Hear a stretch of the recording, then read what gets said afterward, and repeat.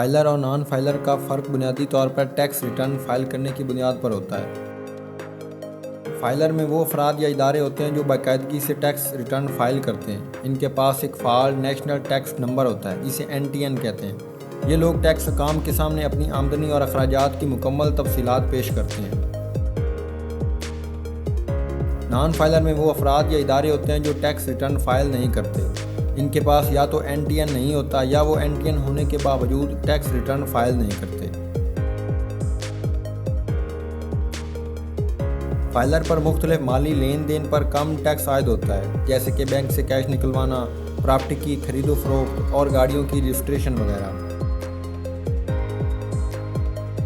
Filer پر bank سے cash نکلوانے یا جمع کرانے پر کم ود ہولڈنگ ٹیکس عائد ہوتا ہے۔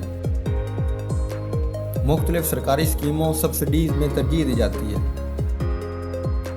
بینک فائلر کو قرضے یا فائنانسنگ دیتے وقت ترجیح دیتے ہیں۔ نان فائلر پر مالی لین دین پر زیادہ ٹیکس عائد ہوتا ہے، مثلاً پراپرٹی خریدتے وقت فائلر کے مقابلے میں زیادہ ود ہولڈنگ ٹیکس دینا پڑتا ہے۔ نان فائلر پر بینک سے کیش نکلوانے پر زیادہ ود ہولڈنگ ٹیکس عائد ہوتا ہے۔ نان فائلر کو سرکاری اسکیموں اور سبسڈیز میں محدود فوائد ملتے ہیں۔ بینک نان فائلر کو قرضے یا فائنانسنگ دیتے وقت زیادہ محتاط ہوتے ہیں یا بعض اوقات قرضے دینے سے انکار کرتے ہیں۔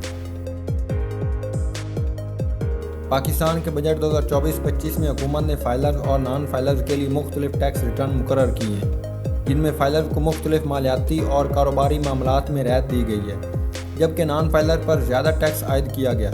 اس کا مقصد زیادہ سے زیادہ لوگوں کو ٹیکس نیٹ میں شامل کرنا ہے اور نان فائلر کو فائلر بننے کی ترغیب دینا ہے۔ فائلر ہونے کی کئی مالی فوائد ہیں، جبکہ نان فائلر ہونے پر مختلف مالی لین دین پر زیادہ ٹیکس اور دیگر معاشی نقصانات کا سامنا کرنا پڑتا ہے۔ اس لیے فائلر بننے کی حوصلہ افزائی کی جاتی ہے تاکہ ٹیکس نیٹ وسیع ہو اور ملکی معیشت مستحکم ہو۔